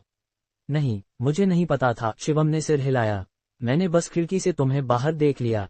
अविनाश हंस पड़ा। वह धीरे धीरे खड़ा हुआ और शिवम के सामने आकर बोला, तुम में क्या क्वालिटी है कि तुम मेरी बेटी के साथ रह सको? शिवम सन रह गया। ये सवाल उसके लिए सचमुच जवाब देना मुश्किल था। फिलहाल शिवम किसी भी तरह से मोनिका के लायक नहीं था। दोनों के बीच सामाजिक हैसियत में जमीन आसमान का फर्क था। शिवम चुप रहा और लंबे समय तक कुछ बोला नहीं। अविनाश ने सिर हिलाया और धीमी आवाज में बोला, लगता है मेरी बेटी ने तुम्हें ज्यादा ही ऊंचा आंका। मिस्टर राठौर। तभी शिवम ने आखिरकार मुंह खोला। उसने गहरी सांस ली और बोला, फिलहाल मैं सचमुच एक मामूली इंसान हूँ, लेकिन मुझे 1 साल का समय दो। मैं साबित करूंगा कि मैं मिस मोनिका के लायक हूँ। 1 साल का समय। अविनाश ने आंखें सिकुड़ी और ठंडे लहजे में बोला, मैं तुम्हें 1 साल क्यों दूं? तुम में क्या क्वालिटी है कि मैं तुम्हें 1 साल का समय दूं? शिवम ने अविनाश को देखा और एक एक शब्द कहते हुए बोला, मैं इसके लायक हूँ। हा। अविनाश जोर से हंस पड़ा। नौजवान, तुम तो जयपुर में कुएं का मेढक हो। तुमने असली दुनिया कितनी देखी है? अविनाश ने ठंडे लहजे में कहा। शिवम ने दांत पीसे और बोला, मिस्टर राठौर, जो थोड़े समय में बड़ी तरक्की कर ले उसे हल्के में नहीं लेना चाहिए। मेरी मौजूदा उपलब्धियां तुम्हारी नजरों में कुछ भी नहीं हो सकती, लेकिन अभी लंबा रास्ता बाकी है। मेरी भविष्य की संभावनाओं को कोई खारिज नहीं कर सकता। ओह, सचमुच? अविनाश ने भौहें उठाईं। जो अविनाश जाने वाला था वह फिर रुक गया। मुझे मत समझो कि मैं तुम्हें नहीं समझता, अविनाश ने ठंडे लहजे में कहा। तुम्हें जिस चीज पर सबसे ज्यादा गर्व है वह तुम्हारी मार्शल आर्ट स्किल्स हैं, है ना? अविनाश ने आंखें सिकोड़ते हुए कहा, जैसे वह शिवम को भेदना चाहता हो। शिवम ने इससे इनकार नहीं किया। जैसा अविनाश ने कहा, शिवम के पास अभी जो कुछ था वह वाकई उसकी मार्शल आर्ट स्किल्स और साधना विधियां थीं। ये देखकर अविनाश ने हल्का सा तंज कसा, तुम्हारी ये मामूली स्किल्स मेरी नजरों में कुछ भी नहीं। मेरे किसी भी माथत आदमी की उंगली हिलाने से तुम मर सकते हो। इतना कहते ही अविनाश के बगल वाला बॉडीगार्ड एक कदम आगे बढ़ा और ठंडे लहजे में बोला, मेरा नाम उमंग है, प्रेसिडेंट राठौर का बॉडीगार्ड। ये कहकर उमंग ने शिवम को उकसाने वाली नजरों से देखा। शिवम वहीं खड़ा रहा, बिना हिले। वह अच्छी तरह जानता था कि वह उमंग का मुकाबला नहीं कर सकता। क्या तुम में लड़ने की हिम्मत भी नहीं है? अविनाश ने ठंडे लहजे में कहा। ये सुनकर शिवम ने तुरंत अपनी मुट्ठी कस ली। वह उमंग को देखते हुए बोला, जिसमें जंग की चमक थी। दरअसल शिवम भी जानना चाहता था कि ये तथाकथित टॉप मार्शल आर्टिस्ट कितने ताकतवर हैं। शिवम की प्रतिक्रिया देखकर उमंग ने हल्का सा तंज कसा। उसने फिर से शिवम को इशारा किया और बोला, अपना ट्रम्प कार्ड दिखाओ, मुझे देखने दे। शिवम ने गहरी सांस ली। उसने अपनी आंतरिक आध्यात्मिक ऊर्जा को जुटाया और उसे चरम पर ले गया। मिस्टर राठौर, फिर मैं कोई रहम नहीं करूंगा, शिवम ने कुछ उत्साह के साथ कहा। उमंग, ध्यान रखना, अविनाश ने याद दिलाया। अविनाश को भी थोड़ी बेबसी महसूस हो रही थी। अगर कोई और वक्त होता तो वह शिवम को मार डालने पर भी पलक न झपकता। लेकिन ये लड़का वह था जिसे मोनिका पसंद करती थी। अगर उसे कुछ हो गया तो शायद उसकी बेटी उससे जिंदगी भर नफरत करती। उमंग ने सिर हिलाया और बोला, जी मिस्टर राठौर। ये कहकर उमंग ने फिर से शिवम को इशारा किया। शिवम ने जरा भी देर नहीं की। वह जोर से चिल्लाया, अपनी मुट्ठी कसी और उमंग की ओर दौड़ा। उसके घूंसे की रफ्तार बहुत तेज थी और उसकी ताकत और भी जबरदस्त थी। शिवम ने अपनी सारी ताकत झोंक दी थी ताकि वह खुद को साबित कर सके। लेकिन जब उसका घूंसा उमंग को छूने वाला था, उमंग ने फुर्ती से उसे चकमा दे दिया। ये कैसे मुमकिन है? शिवम का चेहरा बहुत खराब हो गया। उसने उमंग की चकमा देने की हरकत को साफ साफ नहीं देखा। उसे साफ दिख रहा था कि उसका घूंसा उमंग को लग चुका था। फिर से उमंग की आंखों में कुछ मजाक था। शिवम ने दांत पीसे, जोर से चिल्लाया और फिर से उमंग की ओर दौड़ा। इस बार शिवम ने अपने दोनों हाथों और पैरों का इस्तेमाल किया और उसकी रफ्तार को चरम पर ले गया। पलक झपकते ही शिवम ने दर्जनों घूंसे फेंक दिए, लेकिन शिवम को निराशा हुई कि इन दर्जनों घूंसों ने उमंग के कपड़ों को भी नहीं छुआ, बल्कि इससे वह खुद थक गया। शिवम जोर जोर से हाँफ रहा था और उसके माथे पर पसीने की परतें थीं। दूसरी ओर उमंग शांत और स्थिर था। उसकी आंतरिक आध्यात्मिक ऊर्जा बिल्कुल स्थिर थी। बस इतना ही है तुम में, उमंग ने तंज कसा। अगर यही तुम्हारा ट्रम्प कार्ड है तो मैं तुम्हें सलाह देता हूं कि जल्दी हार मान लो, अविनाश ने भी ठंडे लहजे में कहा। ये मामूली स्किल्स, मुंबई में तो इनका कोई जिक्र भी नहीं। कोई भी नौजवान तुमसे हजारों लाखों गुना बेहतर है, अविनाश ने जोर से डांटा। शिवम का चेहरा बहुत खराब था। उसने अपने दांत कसकर पीसे, उसमें बगावत थी। फिर से शिवम ने चिल्लाकर कहा और एक बार फिर उमंग की ओर दौड़ा। लेकिन इस बार भी नतीजा वही रहा। चाहे शिवम ने कितनी भी कोशिश की, वह उमंग के एक बाल को भी नहीं छू सका। उमंग ने अपने हाथ पीछे रखे और शिवम को हमला करने दिया। उसमें जरा भी जवाबी हमले का इरादा नहीं था। ये कैसे मुमकिन है? शिवम बार बार चिल्ला रहा था। वह जानता था कि उसके और उमंग के बीच फासला था, लेकिन उसे नहीं पता था कि ये फासला इतना बड़ा होगा। तुम बहुत कमजोर हो, बहुत कमजोर, उमंग चकमा देते हुए सिर हिलाता रहा। उसकी आंखों में तंज साफ दिख रहा था। तुम्हारी इस छोटी सी काबिलियत के साथ क्या तुम्हें लगता है कि तुम मिस मोनिका के लिए इंतजार करने लायक हो? उमंग ने तंज कसा। तुम्हें जयपुर में ही चुपके से रहना चाहिए। मिस मोनिका को उन लोगों के साथ होना चाहिए जो असाधारण हैं, उमंग ने हंसते हुए कहा। चुप करो। तभी शिवम अचानक चिल्लाया। उसकी आंतरिक आध्यात्मिक ऊर्जा तुरंत चरम पर पहुंच गई और उसने उमंग के चेहरे पर एक घूंसा मारा। रफ्तार में अचानक आई तेजी ने उमंग को जवाब देने का मौका नहीं दिया। ये घूंसा सीधे उमंग के चेहरे पर लगा। गुस्से और अविश्वास से भरे चेहरे के साथ उमंग को एक कदम पीछे हटना पड़ा। दूसरी ओर अविनाश को थोड़ा मजा आ रहा था। शिवम दूर खड़ा था, जोर जोर से हाँफते हुए। वह हंसते हुए बोला, तो तुम अजेय नहीं हो? हा, उमंग का चेहरा थोड़ा ठंडा था। उसने अपने मुंह का कोना पोंछा और शिवम को ठंडी नजरों से देखते हुए बोला, तुम जैसे कचरे से मार खाना सचमुच शर्मनाक है। यहाँ तक कहकर उमंग ने एक पल रुककर गुस्से में चिल्लाया, लेकिन तुम्हारी किस्मत खराब है। इतना कहते ही उमंग ने खुद पहल की और शिवम की ओर दौड़ा। उसकी रफ्तार इतनी तेज थी कि शिवम को जवाब देने का मौका भी नहीं मिला और उसका घूंसा शिवम के पेट पर जा लगा। जोरदार धमाके के साथ शिवम को लगा जैसे उसके अंदरूनी अंग टूट जाएंगे। तीव्र दर्द शिवम के लिए असहनीय था। वह अपने पेट को पकड़कर जमीन पर गिर पड़ा। उसके मुंह से खून की उल्टी हो गई। शिवम ने मुंह खोला और दर्द से कराहने लगा। उमंग ने शिवम को ठंडी नजरों से देखा और तंज कसते हुए बोला, जैसा मैंने कहा, तुम्हारी इस मामूली काबिलियत के साथ तुम मिस मोनिका को पाने के लायक नहीं हो। ये कहकर उमंग ने अविनाश की ओर मुड़कर कहा, मिस्टर राठौर, हो गया। अविनाश ने जमीन पर तड़प रहे शिवम को देखा और सिर हिलाया। साफ था कि शिवम ने लड़ने की काबिलियत खो दी थी। चलो, अविनाश ने हाथ हिलाया। जी, उमंग और दूसरा बॉडीगार्ड ने सिर हिलाया और दरवाजे की ओर चल दिए। रुको, तभी शिवम ने पीछे से चिल्लाया। मुड़कर देखने पर उन्होंने देखा कि शिवम खड़ा हो चुका था। हालांकि वह थोड़ा लड़खड़ा रहा था, लेकिन वह दृढ़ता से खड़ा था, बिना खुद को गिरने देने। अभी खत्म नहीं हुआ, शिवम ने अपने मुंह के कोने से खून पोंछा और ठंडे लहजे में बोला। उमंग के चेहरे पर नाराजगी का भाव आ गया। क्या तुम अभी भी मार खाना चाहते हो? उमंग ने गुस्से में कहा। फक यू, शिवम ने गुस्से में चिल्लाया और फिर से उमंग की ओर दौड़ा। तुम बहुत बढ़ चढ़कर बोल रहे हो, उमंग ने ठंडे लहजे में तंज कसा। उसने आसानी से शिवम के घूंसे को चकमा दिया। फिर उसने शिवम की गर्दन पकड़ी और अपने घुटने को शिवम के पेट में दे मारा। पफ, उसके घुटने ने और ज्यादा ताकत लगाई और दर्द और भी तीव्र था। शिवम ने अपने पेट को पकड़कर जमीन पर गिरकर दर्द से तड़पने लगा। इस बार दर्द ने शिवम को लगभग बेहोश कर दिया और उसके माथे पर ठंडा पसीना छलक आया। मिस्टर राठौर, चलें, उमंग ने कहा। अविनाश ने भौहें चढ़ाईं। वह जैसे ही जाने वाला था, शिवम फिर से खड़ा हो गया। वह अपनी देह को कसकर पकड़े हुए था और उमंग को घूरते हुए चिल्लाया, अभी खत्म नहीं हुआ। मैं अभी हारा नहीं हूं। इस बार उमंग पूरी तरह नाराज हो गया। उसका चेहरा और सर्द हो गया और उसके शरीर की आंतरिक ऊर्जा अचानक तेज हो गई। मरना चाहते हो? उमंग ने मुड़कर शिवम की ओर कदम बढ़ाए। शिवम का चेहरा खून से सना था। उसने सिर झुकाया और हंसते हुए कहा, मैं अभी तक नहीं हारा। चलो चलो, अविनाश ने भौहें चढ़ाईं और बोला, अगर ऐसा ही चला तो तुम मर जाओगे।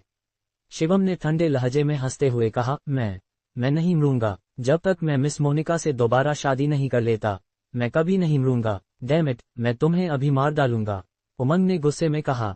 वह अपने स्टील जैसे घूंसे को शिवम पर जोर से मारने लगा। लेकिन कुछ चौंकाने वाला हुआ। इस बार उमंग का घूंसा शिवम के शरीर पर नहीं लगा, बल्कि शिवम ने उसे मजबूती से अपने हाथ में पकड़ लिया। ये कैसे मुमकिन है? अविनाश का मुंह खुला रह गया। उसे अपने सामने के नजारे पर यकीन नहीं हो रहा था। उमंग की आंखों की पुतलियां एकदम फैल गईं। इस लड़के ने ये कैसे किया? हा, तुम मुझे मारना चाहते हो? शिवम ने सिर उठाया और उमंग को कुछ डरावने भाव से देखा। मैंने कहा, मिस मोनिका से शादी करने से पहले मैं नहीं मरूंगा, शिवम ने सिर उठाकर चिल्लाया। इस गुस्से भरी चीख के साथ शिवम ने उमंग के चेहरे पर पूरी ताकत से एक घूंसा मारा। बैंग! जब ये घूंसा लगा तो उमंग उड़कर दीवार से जा टकराया। उसका पूरा शरीर दीवार से टकराया और तुरंत दीवार पर मकड़ी के जाले जैसे दरारें बन गईं। शिवम का पूरा शरीर खून से सना था और उसका चेहरा मुश्किल से दिख रहा था, लेकिन उसके मुंह पर अभी भी मुस्कान थी। इस पल उसकी मुस्कान बेहद डरावनी थी। हा, शिवम लड़खड़ाता हुआ था और किसी भी पल गिर सकता था। तुम मरने की तमन्ना रखते हो? उमंग जमीन से उठा। उसका चेहरा लाल था। साफ था कि इस घूंसे से उसे भी चोट लगी थी। नौजवान, अगर तुम गिर गए तो सब खत्म हो जाएगा। इतना संघर्ष क्यों? अविनाश ने शिवम को ठंडी नजरों से देखते हुए कहा। शिवम ने मुश्किल से अपनी देह को संभाला। वह हंसते हुए बोला, मिस्टर राठौर, अगर तुम सहमत नहीं हो तो कृपया मुझे मार डालो। शिवम के लिए मोनिका के बिना जिंदगी मरने से भी बदतर थी। ये सुनकर अविनाश को थोड़ा झटका लगा। वह थोड़ा भौहें चढ़ाकर खड़ा रहा, फिर उसने अपने हाथ पीछे किए और हल्के से तंज कसा। बैंग! तभी उमंग ने फिर से हमला किया। उसने शिवम पर एक घूंसा मारा और उसे उड़ा दिया। उमंग ने इस घूंसे में साफ तौर पर ज्यादा ताकत लगाई थी और उमंग को पूरा भरोसा था कि वह इस घूंसे से शिवम को बेहोश कर देगा। आखिरकार खत्म हुआ, उमंग ने हाँफते हुए ठंडे लहजे में कहा। अविनाश ने हाथ हिलाया और बोला, चलो। लेकिन तभी जमीन पर पड़े शिवम ने एक हल्की सी कराह निकाली।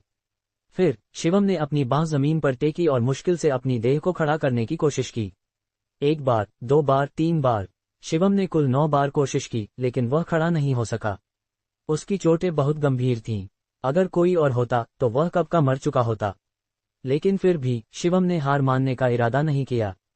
वह 10वीं बार कोशिश करना चाहता था। अविनाश के चेहरे पर हैरानी का भाव आ गया। वह वहां खड़ा रहा और एक पल के लिए सोच में डूब गया, फिर शिवम के सामने गया। तुम्हारा नाम शिवम है ना? अविनाश ने गहरी सांस ली। मैं तुम्हें 1 साल का समय दे सकता हूं, लेकिन याद रखो, सिर्फ 1 साल।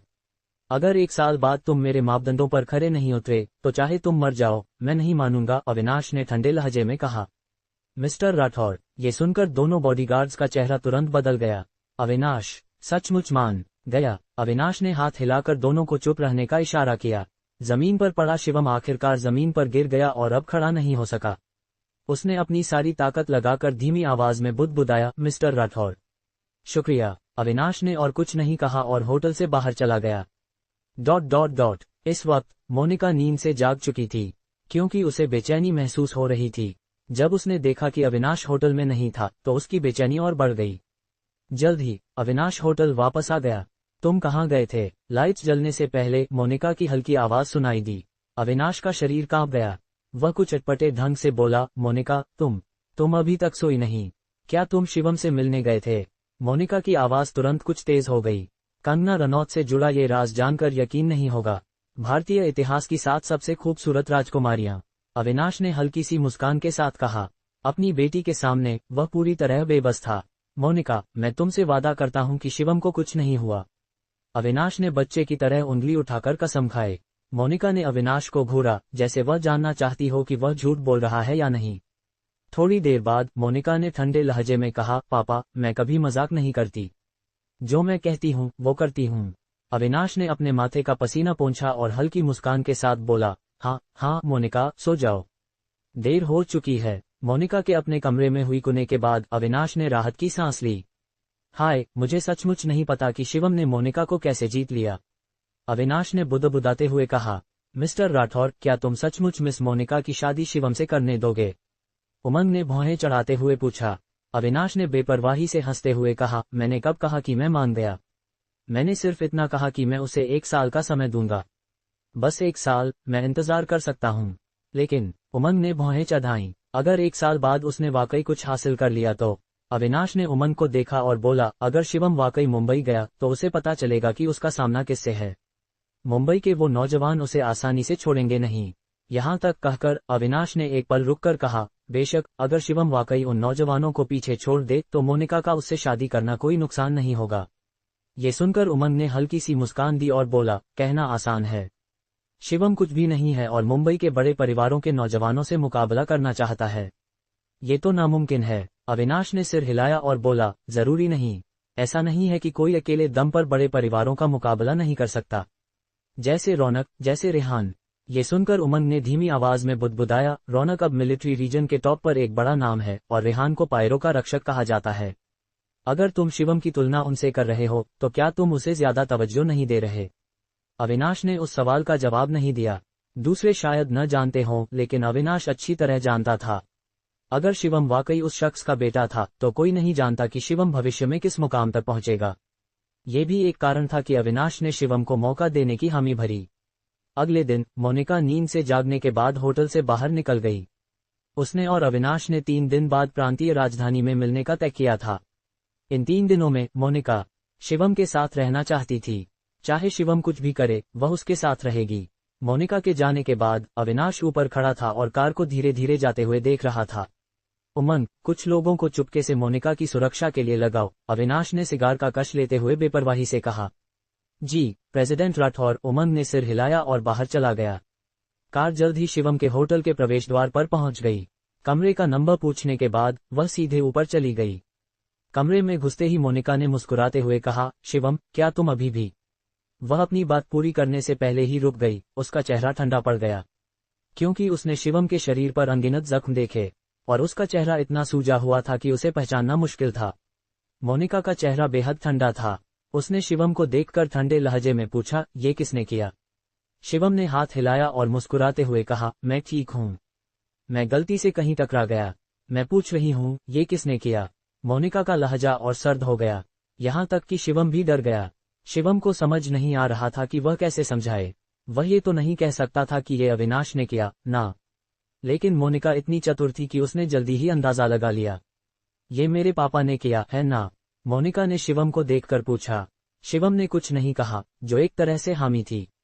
मोनिका तुरंत गुस्से में आ गई। उसने फोन निकाला और अविनाश को कॉल करने वाली थी। शिवम ने जल्दी से उसे रोका और सिर हिलाकर कहा, मिस मोनिका, मिस्टर राठौर को दोष मत दो। सच कहूं, मैं उनका बहुत शुक्रगुजार हूं। शुक्रगुजार? मोनिका सन रह गई, जैसे उसे समझ नहीं आया कि शिवम का मतलब क्या है। शिवम ने मुस्कुराते हुए कहा, सचमुच, उन्होंने मुझे 1 साल का समय देने का वादा किया है ताकि मैं खुद को साबित कर सकूं। हालांकि ऐसा था, मोनिका फिर भी थोड़ी नाराज थी। उसने हाथ बढ़ाकर शिवम के चेहरे को छुआ, फिर दुख भरे लहजे में बोली, उन्होंने तुम्हें इतना कैसे मार डाला? ये तो बहुत ज्यादा है। दर्द नहीं हो रहा? सचमुच? शिवम ने सिर हिलाकर कहा। सिली, मोनिका ने शिवम को आंखें तरेरते हुए कहा। फिर उसने फ्रंट डेस्क को फोन किया और जल्द ही फ्रंट डेस्क ने दवा भेज दी। यहाँ चुपचाप बैठो और दर्द सहन करो, मोनिका ने दवा पकड़ते हुए कहा। शिवम थोड़ा झेप गया, लेकिन उसे दिल से बहुत सुकून महसूस हो रहा था। बचपन से शिवम को अनगिनत बार पीटा गया था, लेकिन किसी ने कभी नहीं पूछा कि उसे दर्द हो रहा है या नहीं, और न ही किसी ने उस पर मलहम लगाया। मोनिका का आना शिवम को बार बार सुकून दे रहा था। वह बिस्तर के पास चुपचाप बैठ गया और मोनिका की कोमल देखभाल स्वीकार करने लगा। मोनिका ने दवा ली और सावधानी से शिवम के जख्मों पर लगाए। दर्द हो रहा है? मोनिका ने दवा लगाते हुए सावधानी से पूछा। शिवम ने जल्दी से कहा, नहीं, दर्द नहीं हो रहा। उनकी नजदीकी ने शिवम को बहुत घबरा दिया। मोनिका के शरीर की हल्की सी खुशबू ने शिवम को लगभग बेहोश कर दिया। उसने गहरी सांस ली और मोनिका की खुशबू को सावधानी से सूंघा। मोनिका के ठंडे और खूबसूरत चेहरे पर इस पल सिर्फ चिंता और दुख था। शिवम को हल्की सी हंसी आ गई। तुम्हें इतनी मार पड़ी, फिर भी हंस रहे हो? मोनिका ने आंखें तरेरते हुए कहा। शिवम ने सिर खुजलाया और शर्मिंदगी से मुस्कुराया। दवा लगाने के बाद मोनिका शिवम को खाना खाने के लिए बाहर ले गई। खाने के बाद मोनिका ने पूछा, अगले कुछ दिनों के लिए तुम्हारा कोई प्लान है? शिवम ने सिर हिलाया और बोला, हाँ, मैंने सुना है कि साउथ सिटी में एक नीलामी है। शायद आज रात को। साउथ सिटी की नीलामी? तुम क्या खरीदना चाहते हो? मोनिका को थोड़ा आश्चर्य हुआ। मैं अपनी किस्मत आजमाना चाहता हूं और देखना चाहता हूं कि क्या वहां कोई टॉप ग्रेड जड़ी बूटियां मिल सकती हैं, शिवम ने शर्मिंदगी से मुस्कुराते हुए कहा। मोनिका ने सिर हिलाया और धीमी आवाज में बोली, साउथ सिटी की नीलामी काफी मशहूर है। मैंने मुंबई में इसके बारे में सुना है। तो ठीक है, चलो अभी साउथ सिटी के लिए निकलते हैं। मोनिका ने तुरंत कार स्टार्ट की और साउथ सिटी की ओर तेजी से बढ़ गई।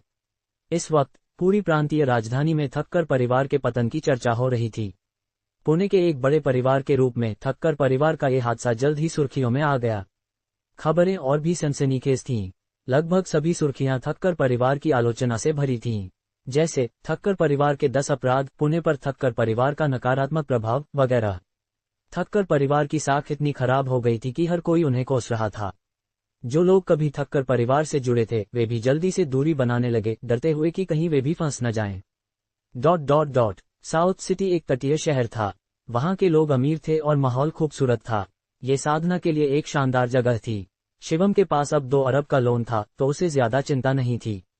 5 घंटे बाद कार आखिरकार साउथ सिटी पहुंच गई। कार से उतरते ही शिवम ने गहरी सांस ली। प्रांतीय राजधानी की तुलना में साउथ सिटी की हवा अविश्वसनीय रूप से ताज़ा थी। शिवम ने अपनी आंखें हल्के से बंद की और आसपास की आध्यात्मिक ऊर्जा को महसूस करने की कोशिश की।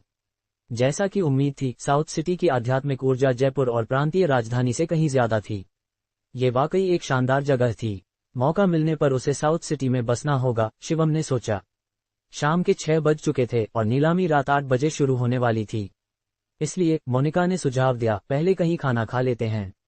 तुम क्या खाना चाहते हो? एक पुरुष के रूप में शिवम को ये कहने में शर्मिंदगी महसूस हो रही थी कि वह क्या खाना चाहता है। इसलिए उसने सिर हिलाया और बोला, कुछ भी चलेगा। मोनिका ने शिवम के सिर पर हल्के से थपथपाया और आंखें तरेरते हुए बोली, जो खाना चाहते हो वो बोल दो। छोटी लड़की की तरह शर्माओ मत। दोस्तों, ये एपिसोड यहीं तक था। अगर आपको ये कहानी पसंद आई तो कृपया कमेंट में जरूर बताएं ताकि हमें प्रेरणा मिले और हम अगला एपिसोड जल्दी से जल्दी ला सकें।